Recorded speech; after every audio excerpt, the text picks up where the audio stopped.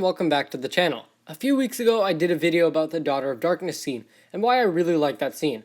This video is kind of the follow-up to that, but we're talking about a different scene from Season 9. Episode 92 was a fabulous episode for numerous reasons. We saw the return of Master Wu, the true face of an Oni, and the downfall of Harumi. But we also got one of the best and most creative fights of the series.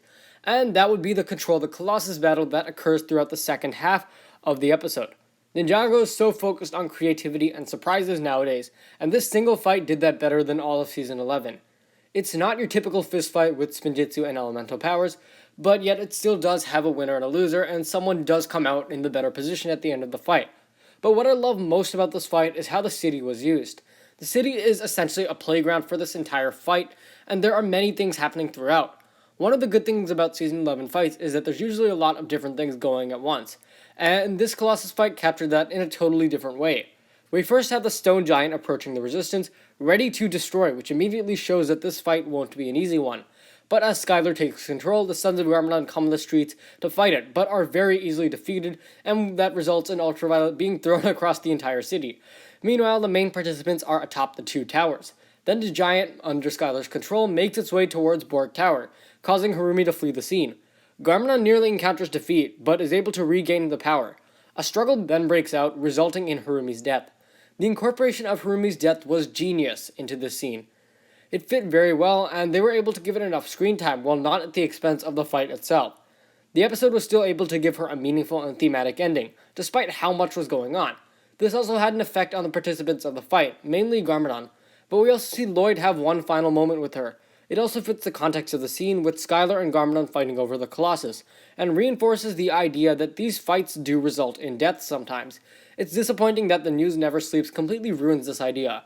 Harumi's death is also ironic, with the reason for her departure was that she feared they wouldn't be safe on the tower, but yet she dies on another tower.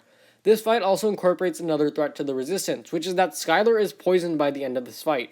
This scene starts and concludes many important plot points, like Garmadon's fall from power, Harumi's death, and the threat to Skylar's life. But at the same time, it delivers a thrilling action scene too. Although it's not your normal fight, the tension is still there, and there's emotion as well, and the city is used as the perfect playground for this.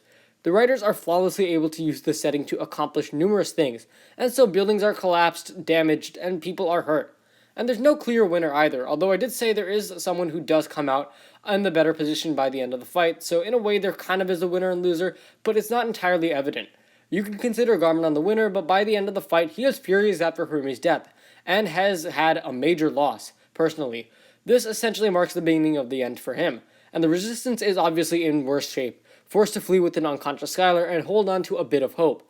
Even though all the soundtrack is reused from Season 8 in this scene, it's still absolutely amazing, and there's something just epic about Garmadon standing on top of Borg Tower.